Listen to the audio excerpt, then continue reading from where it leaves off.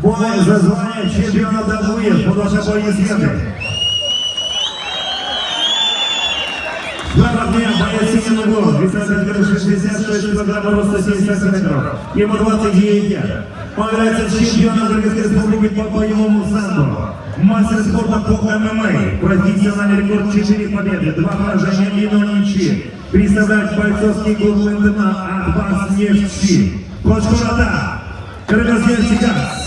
Тренер Мамашашапов Желдымай. Азизат Бетельби.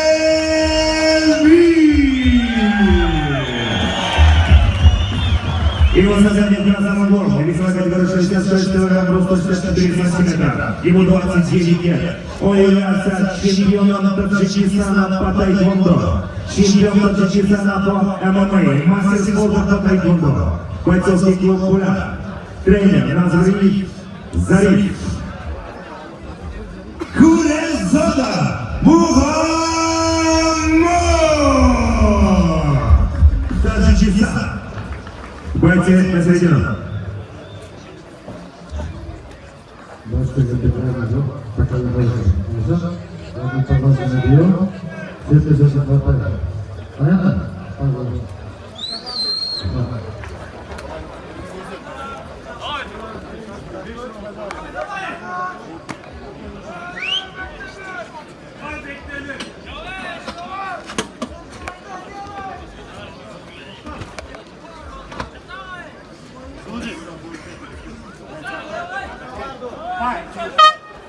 Первый раунд.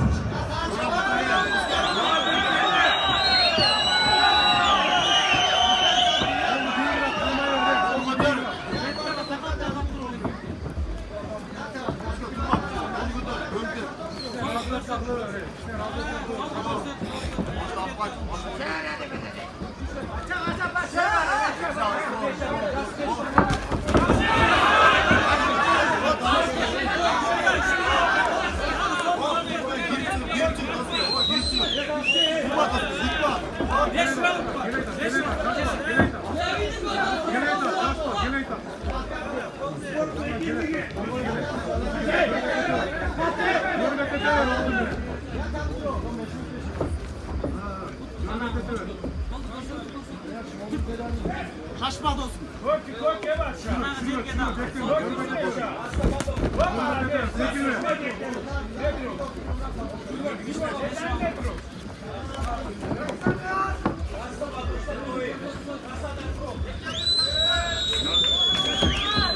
А мы напоминаем, бойцы проводят 5 раундов по 5 минут.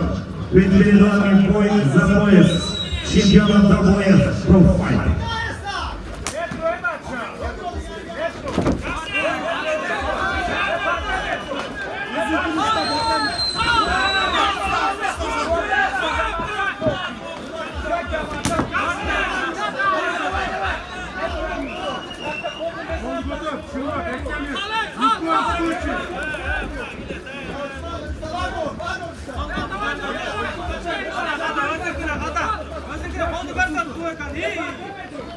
Ver tut giresin.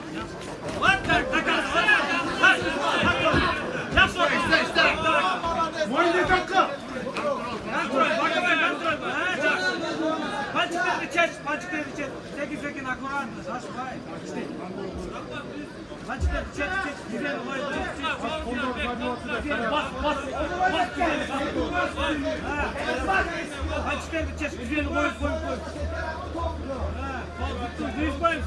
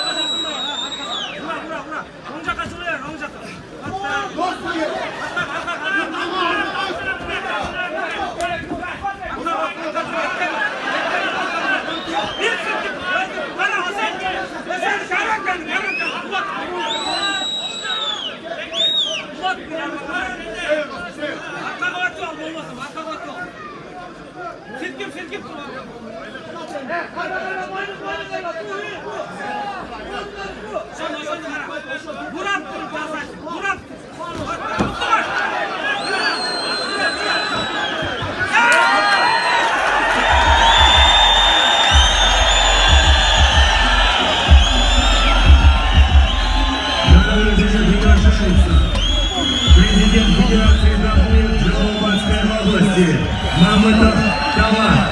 Также приглашается председатель правления открытого акционерного общества «Энергия-Гигант» Русланов Рашид. Ben de На bakalım. награждение приглашается. Поднимайся. Zeki.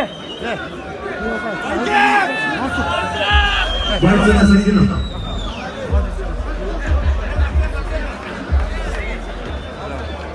Allah erke. Oradan size söz veriyorum.